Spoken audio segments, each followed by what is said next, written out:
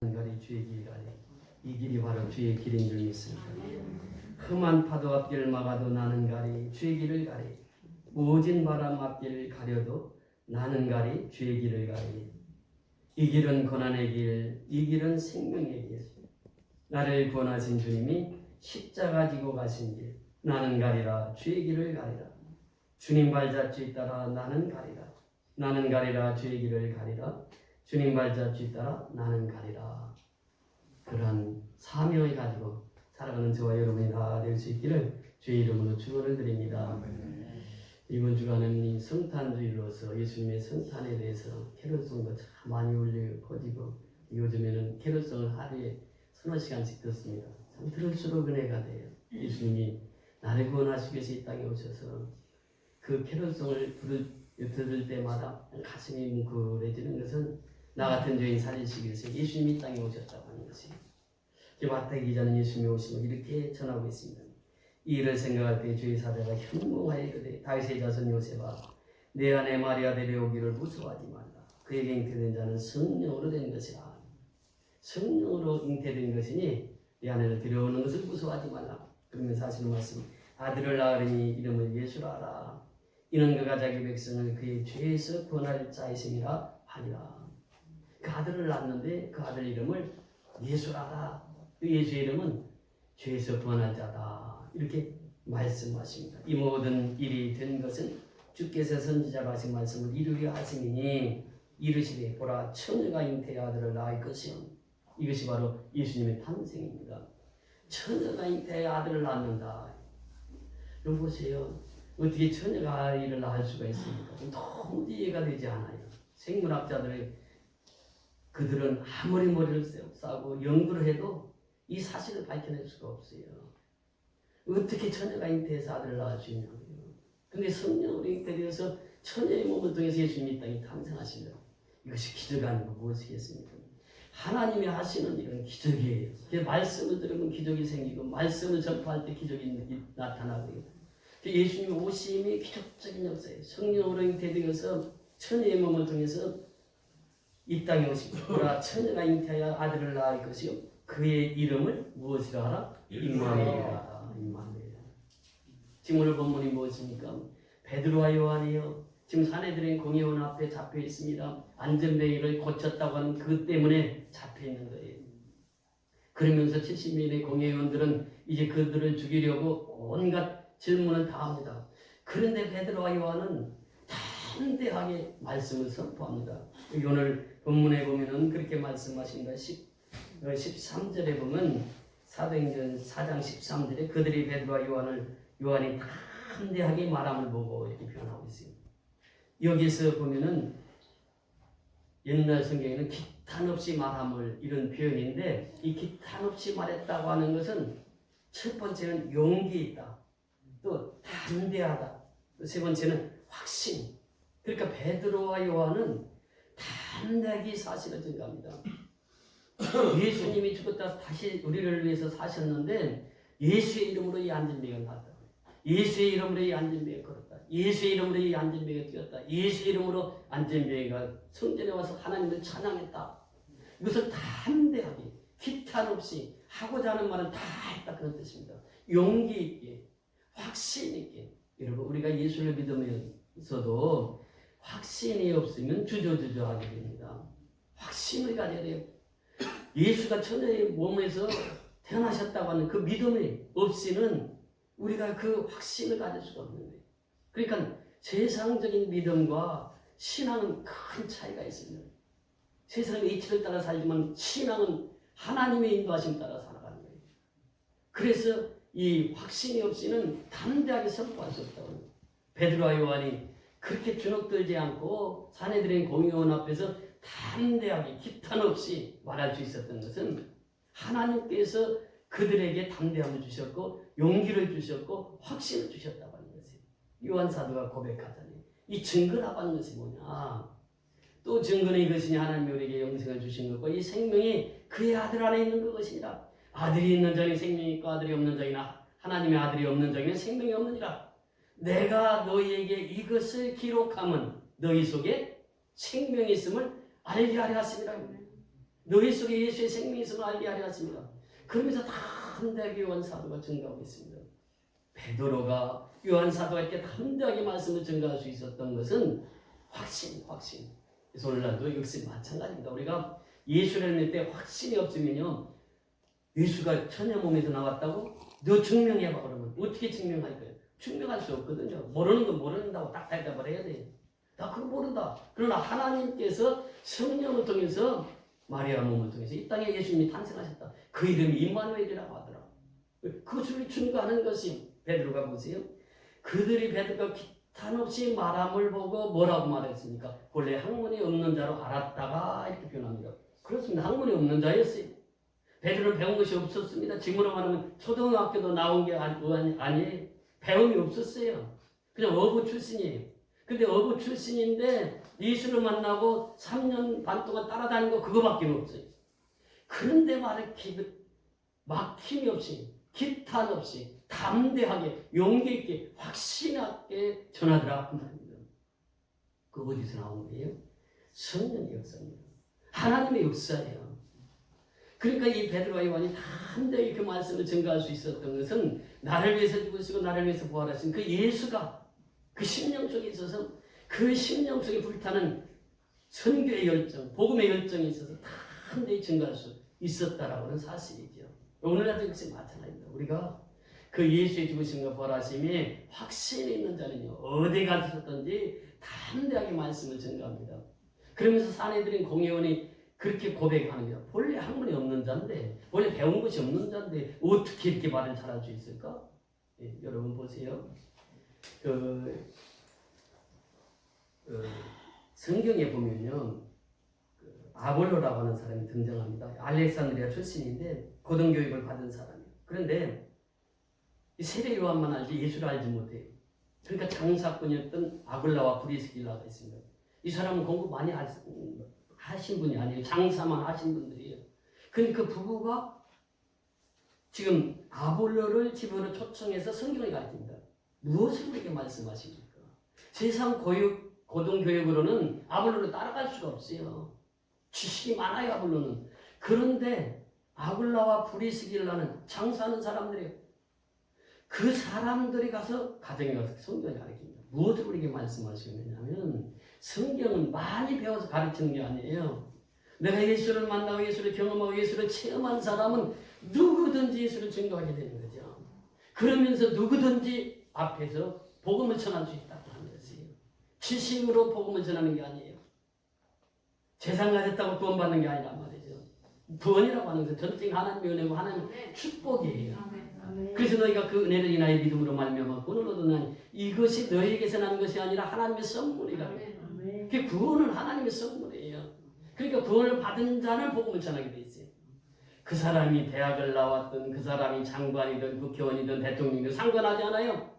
내가 비록 초등학교도 못 나왔다 할지라도 베드로처럼 담대하게 복음을 전하는 거예요. 왜? 예수의 생명이 그 속에 있거든. 예수의 생명이 있는 자는 누구 앞에서도 담대하게 이 복음을 전하는 줄 믿습니다.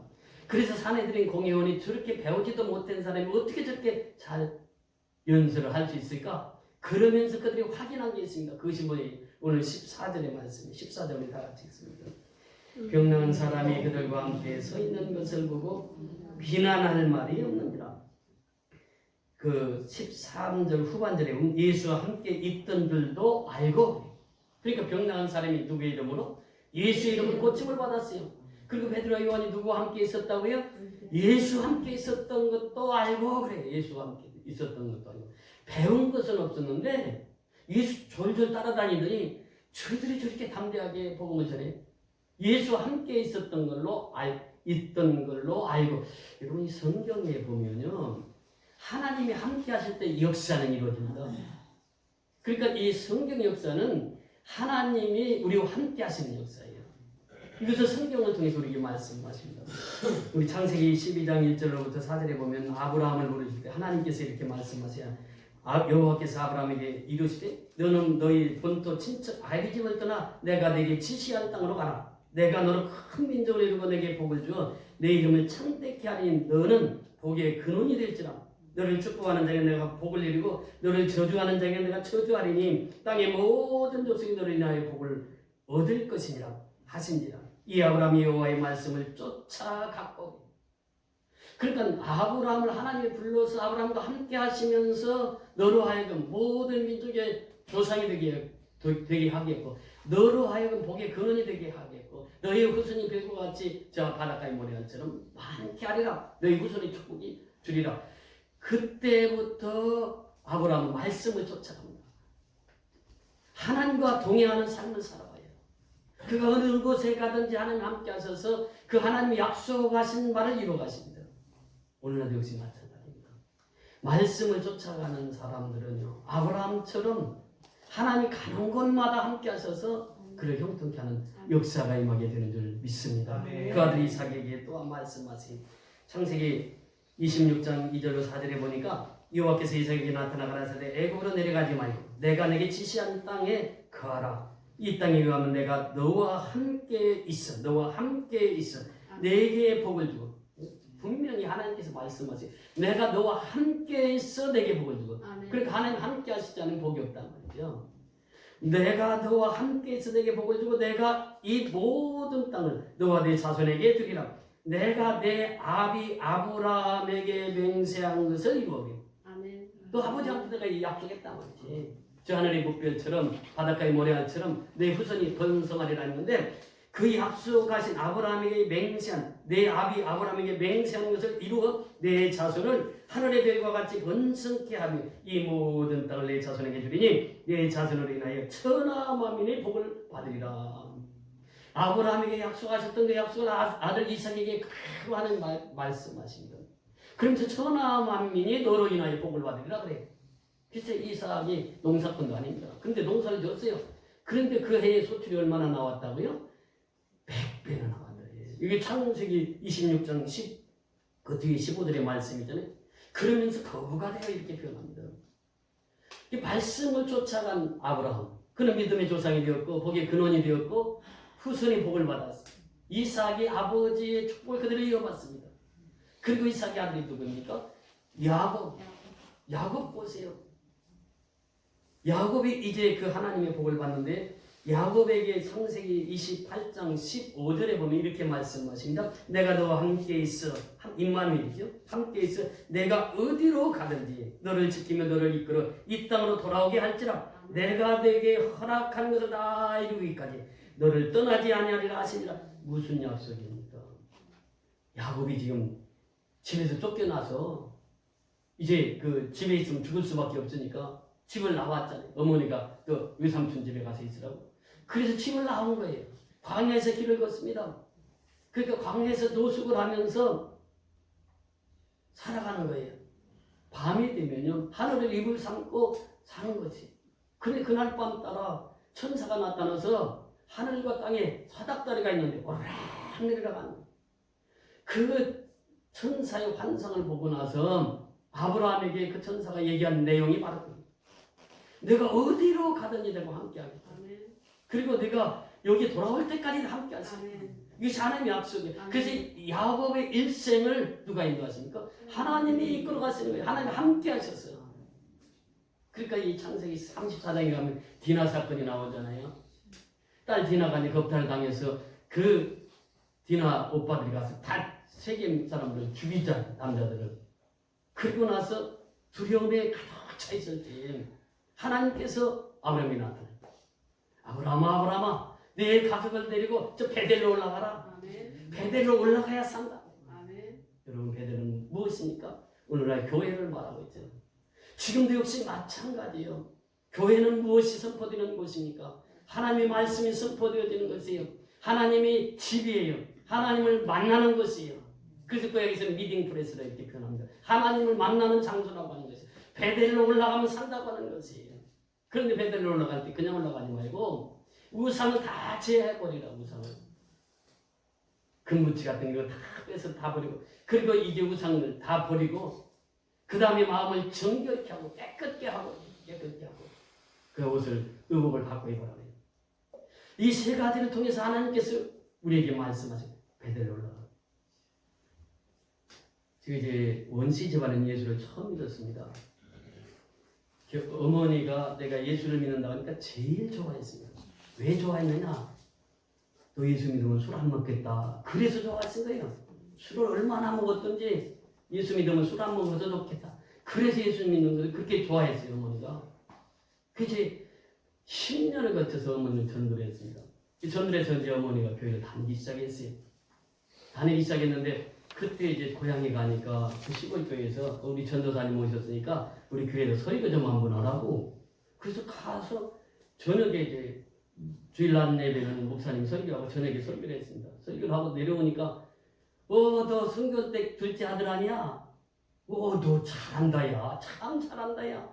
그러면서 동네 사람 그 동네 윗동네 사람들인데 그분들이 이렇게 칭찬하시는 거예요. 그러니까 어머니가 얼마나 기분이 좋았는지 몰라요. 주일날마다 교회 가실 때 그 전에 뭐 1,000원짜리가 상당히 가치가 있었거든요.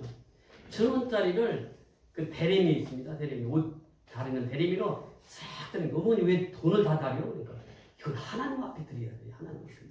그러면서 신앙생활을 하셨던 분이에요. 그러니까 우리가 여기서 보면요, 교회에서 신앙생활 한다는 것이 얼마나 큰 축복인지 몰라요.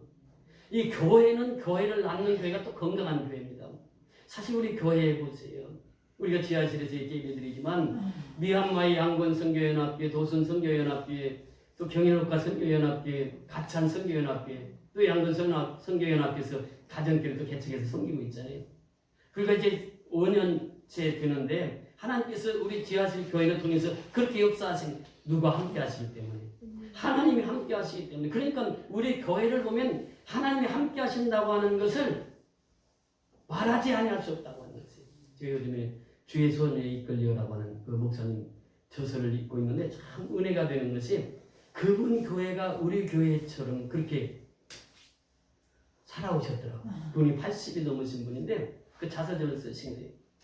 그 읽으면서 참 은혜를 많이 받는데 그 교회가 계속해서 교회가 교회를 낳는 그러니까 우리나라뿐만 아니라 일본, 미국까지 그 교회를 세우는 계속해서 그 대도시마다 다 교회를 세우고 그러니까 교회는 교회를 나갈 때 그 교회가 건강한 교회란 말이죠. 생명은 생명을 나갈 때 건강한 거예요. 그러니까 우리가 전도하고 선교할 때 내 영이 건강해지는 거예요. 그러니까 여기서 정결케 깨끗게 된다고 하는 것은 내가 하나님의 말씀을 전파하고 내가 하나님의 말씀을 선포하고 내가 그 일을 감당할 때 하나님께서 그를 정결케 하고 깨끗게 해주시는 줄 믿습니다. 그래서 베드로와 요한이 담대하게 그 말씀을 전가할 수 있었다고 하는 사실이죠. 보세요. 아브라함과 이삭과 야곱의 하나님께서 그 야곱을 통해서 너 그 어려움 당할 때 베델로 올라가라. 그럼 너 산단 말이죠. 베델로 올라가니까 어떻게 됐습니까? 야곱의 가족을 추격하는 자가 없었더라 그래요. 누가 지켜주세요? 하나님이 지켜주세요. 이것이 바로 아브라함의 하나님, 이삭의 하나님, 야곱의 하나님을 통해서 그렇게 말씀하십니다. 여러분 창세기 39장에 가면 요셉이 등장합니다. 요셉이 창세기 39장에서 그 말씀을 하시고 있죠. 하나님이 함께 하시니 그가 형통한 자가 되어 그 가정이 형통했더라. 보디발의 가정이요. 믿지 않는 가정이요.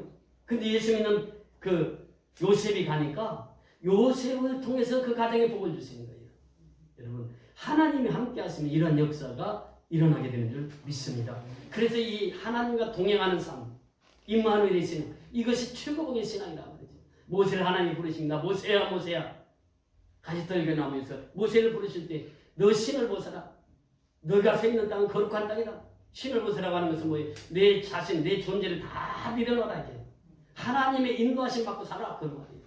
그러면서 하나님께서 말씀하셔. 내 백성의 슬픔을 내가 알고 우고를 알고 내 백성의 부르짖음을 내가 듣고 있다. 아멘.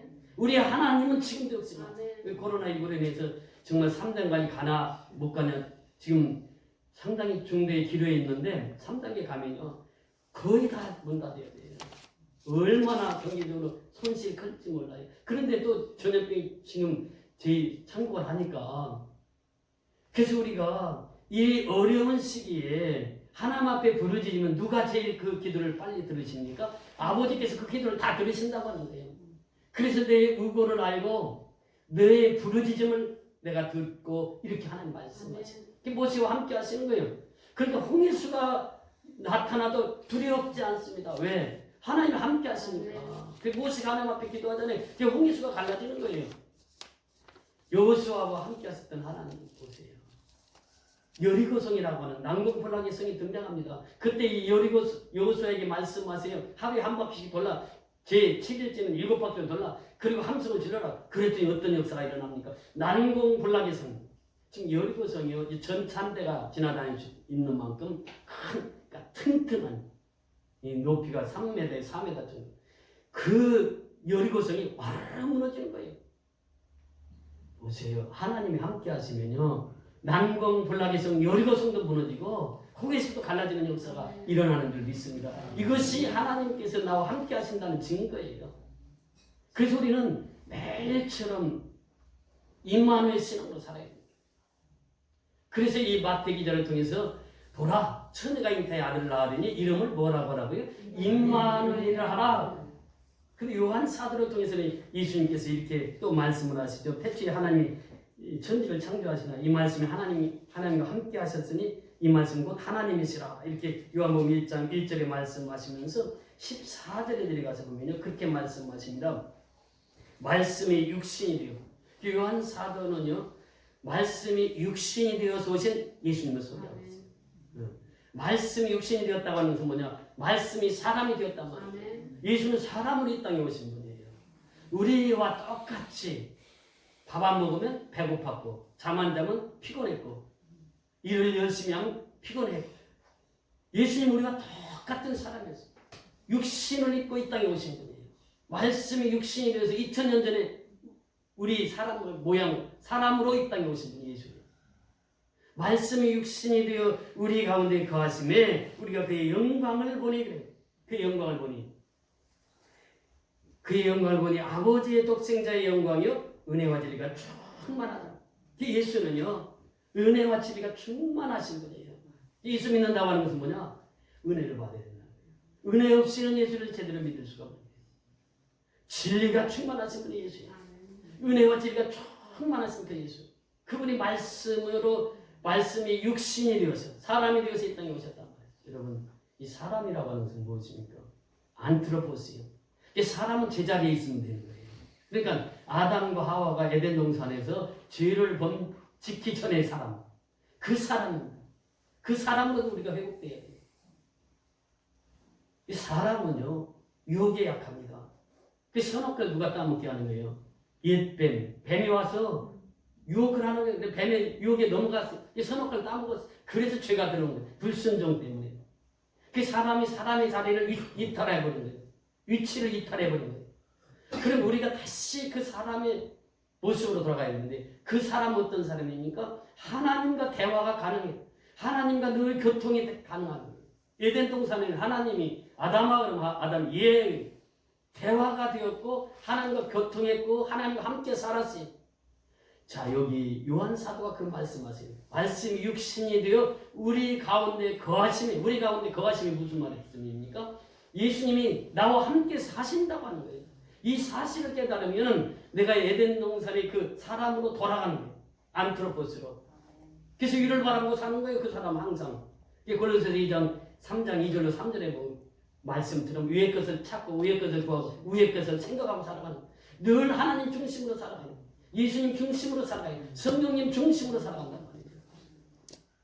이것이 바로 말씀이 육신이 되어서 우리 가운데 거하시는. 그러니까 우리가 이 사실을 잊어서는 안 됩니다. 항상 하나님의 은혜는 뭐냐? 나 같은 죄인 속에 예수님이 오셨단 말이죠. 예수님이 내 속에서 함께 사신다는 거예요. 이것이 은혜 아니고 무엇이겠습니까? 이것이 축복 아니고 무엇이겠어요? 요한 사도를 통해서 그 말씀을 하십니다. 그런데 유대 땅에 왔으나 유대 백성들은 영접지 아니하였으나 이스라엘 백성들은 영접지 아니하였으나 곧 영접한다. 곧 그 이름을 믿는 자들에게는 하나님의 자녀가 되는 권세를 주셨어요. 그래서 하나님의 사람은 하나님의 자녀는 예수님이 내 안에 사신다는 거예요. 이것이 임마누엘 신앙이라는 거예요. 그러니까 모세처럼 아브라함처럼 이삭처럼 야곱처럼 요셉처럼 늘 하나님 동행하시는 거예요. 이것이 임마누엘 신앙이라고 하는 것입니다. 요한 사도를 통해서 우리에게 말씀하시는 것이 무엇입니까? 말씀이 육신이 되어 우리 가운데 거하심에 우리가 그의 영광을 보니 아버지의 독생자의 영광이 은혜와 진리가 충만하다. 그 예수와 함께 늘 승리하는 삶을 살아가는 저와 여러분이 될 수 있기를 주의 이름으로 축원을 드립니다. 그래서 우리는 예수 없이는 살 수 없는 것이요, 예수님만이 우리의 삶의 모든 것이 됩니다. 예수 없이는 우리는 살아갈 수 없는 것이요. 그래서 그 예수는 어떻게 오셨느냐? 빛으로 오셨다. 자, 4절에 올라가서 보면 그 안에 생명이 있으니 이 생명은 사람들의 빛이라. 빛이 어둠을 비추되 어둠이 깨닫지 못하더라. 즉 예수님은 빛으로 오셨습니다. 그러면서 9절에 들어가서 참빛 곧 세상에 와서 각 사람에게 비추는 빛이 있었나니 빛으로 오십니다. 예수님이 이 땅에 오시면서 빛으로 오셔서 이 어둠의 세상을 밝혔습니다. 예수님이 이 땅에 오신 목적이에요. 그래서 요한 사도는요, 요한복음, 요한 1, 2, 3서, 요한계시록을 쓰면서 그 요한복음의 주제가 뭐냐? 첫째는 하나님의 사랑이죠. 그 다음에 생명이요, 그 다음에 빛입니다. 그러니까 예수는 사랑으로 이 땅에 오신 분이요, 생명으로 이 땅에 오신 분이요, 빛으로 이 땅에 오신 분이요. 예수를 믿으면 우리의 빛의 자녀가 되는 거죠. 그렇잖아요. 예수가 참빛이요, 참빛. 우리는 예수를 믿는 자로서 하나님의 자녀가 되면 그 빛을 비추는 자가 되는 거예요. 요한 사도 바울은 이렇게 고백합니다. 너희가 전에는 어둠이었더니 이제는 주 안에서 빛이라. 빛의 자녀들처럼 행하라. 빛의 열매는 모든 착함과 의로움과 진실함이 있느니라. 그러니까 전에는 어둠이었어요. 우리도 전에는 예수 믿기 전에는 다 어둠 속에 살았어요. 마귀의 권세 아래 있었어요. 그런데 이제는 이 전에는 AD가 BC가 분명합니다. 전에는 어둠이었어요. 그런데 이제는 주 안에서 빛이라. 그래서 빛의 자녀들처럼 행하라. 빛의 열매는 모든 착함과 의로움과 진실함이 있느니라. 그러면서 또 마태를 통해서 우리에게 말씀하십니다. 마태복음 5장 14절로 16절에 보면 너희는 세상의 빛이라. 산 위에 있는 동네가 숨기지 못할 것이요 사람이 등불을 켜서 말 아래 두지 아니하고 등경 위에 두나니 이름으로 집안 모든 사람에게 비추니라. 이같이 너희 빛을 사람 앞에 비추게 하여 저희를 너희 착한 행실을 보고 하늘에 계신 너희 아버지께 영광 돌리게 하라. 이게 빛의 자녀의 삶입니다. 그러니까 우리가 신앙은 뭐냐? 신앙은요, 죽은 자 살리는 게 신앙이에요. 그 미얀마 선교하는 것이 바로 이 빛의 자녀들처럼 행하는 것이에요. 교회는 교회를 낳아야 건강한 교회, 생명 있는 교회가 된다는 말이죠. 그래서 우리는 빛의 자녀로서 세상의 빛이 되는 거예요. 그러면서 계속해서 말씀하시기를 사도 바울은 빌립보서 2장 15절로 16절을 통해서 이는 너희가 흠이 없고 순전하여 어그러지고 거스리는 세대 가운데서 하나님이 흠없는 자녀로 세상에 그들 가운데 빛들로 나타내며 생명의 말씀을 밝혀 나의 다른 박질도 헛되지 아니하고 수고도 헛되지 아니하므로 그리스도의 날에 나로 자랑할 것이 있게 하려 하며 빛들로 나타내는 이것이 우리의 삶입니다. 요한 사도는 다시 말씀하세요. 저가 빛 가운데 계신 것 같이 우리도 빛 가운데 행하는 거예요. 그러니까 우리는 참빛인 예수, 그러니까 빛 가운데 행하면 그 안에 있는 거예요. 빛 가운데 행하지 아니하면 그 안에 있을 수가 없다는 거죠. 예수님께서 말씀하신 것 같이 나는 포도나무 너희는 가지니 이렇게 말씀합니다. 내가 예수 안에 거해야 돼. 그래야 산단 말이죠. 참빛인 예수와 함께 살아가는 그의 빛에 거하면 빛 가운데 행하면 너희가 서로 사귐이 있고 이게 사귐이 있고 예수의 빛 가운데 살면요 모든 사람이 하나가 되기 하나 연합이 되는 거예요. 근데 예수의 빛이 없으면 어둠 속에 살기 때문에 어두운 분열, 다툼, 찢어진 이런 삶을 살아가는 거죠. 그래서 우리가 빛 가운데 거하면 하나가 되는 거예요. 빛. 어둠에 거하면 분열되는 거예요. 우리 빛 가운데 행하면 서로 사귐이 있고 그 아들 예수의 피가 우리의 모든 일을 깨끗게 하실 것이요. 그래서 우리가 예수를 믿는 것은 무엇입니까? 성경의 말씀 그대로 믿는 거예요. 요한복음 5장 39절에 보니까 성경은 곧 누구에 대하여 기록한 것이라? 내게 대하여 기록한 것이라. 예수에 대해서 기록한 것이라. 그 성경 전체가 예수에 대해서 기록한 거예요. 그럼 예수의 무엇에 대해서 기록한 것이냐? 십자가를 기록한 것이에요. 예수의 십자가를 기록한 것이 성경입니다. 그 예수의 십자가는 무엇이냐? 요한복음 3장 14절 이하 16절에 보면 그런 말씀을 하십니다. 모세가 뱀을 든 것 같이 인자도 들려야 하는 거예요. 그러면서 하나님의 세상을 이처럼 사랑하사 그 예수님이 이 땅에 오신 것은 사랑으로 오셨어요. 누구든지 예수를 믿는 자마다 멸망치 않고 영생을 얻게 하기 위해서 이 땅에 오셨다고 하는 것입니다. 그것이 바로 십자가입니다. 십자가에서 예수님 피를 흘리셨어요. 그 피값으로 우리는 구속과 죄사함을 얻게 되었습니다. 그 예수의 피가 우리를 모든 죄에서부터 우리를 사함을 받게 하시고 하나님의 자녀로 인도해 주셨다고 하는 것입니다. 그 예수의 피는 딱 두 가지 효용이 있습니다. 그 첫째는 예수의 피로 교회를 사셨어요. 아버지 집을 사셨어요. 하나님의 집을 사셨어요. 그래서 교회가 이 땅에 필요한 것이에요. 그리고 예수의 피로 성도들을 사셨습니다. 우리를 사셨다고 하는 거예요. 예수의 피는 성도들 한 사람 사시고 교회를 사셨어요. 그래서 교회와 예수의 피는 성도를 사셔서 성도들 하여금 교회를 세우게 하시고 그래서 하나님 나라가 확장되어 나가게 하셨습니다. 아무쪼록 우리가 이번 성탄을 맞이해서 예수님은 천녀의 몸을 통해서 이 땅에 태어나셨습니다. 그분은 또 우리에게 말씀하십니다. 말씀이 육신이 되었습니다. 즉 하나님이 사람으로 이 땅에 오셔서 우리 속에 거하시는 이렇게 말씀하시겠습니다. 그래서 우리가 항상 예수 안에 거함으로써 임마누엘 신앙으로 승리하는 저와 여러분이 될 수 있기를 주의 이름으로 축원을 드립니다. 베드로가 담대하게 이렇게 말씀을 증거할 수 있었던 것은 바로 그 옆에 일어났던 안전뱅이였던 그 사람 옆에 증인으로 서 있습니다. 바로 우리는 십자가의 증인입니다. 예수의 피의 증인이에요. 예수 피를 담대히 증거함으로 생명을 살리는 저와 여러분이 다 될 수 있기를 주의 이름으로 축원을 드립니다. 다 같이 일어나셔서 첫 번째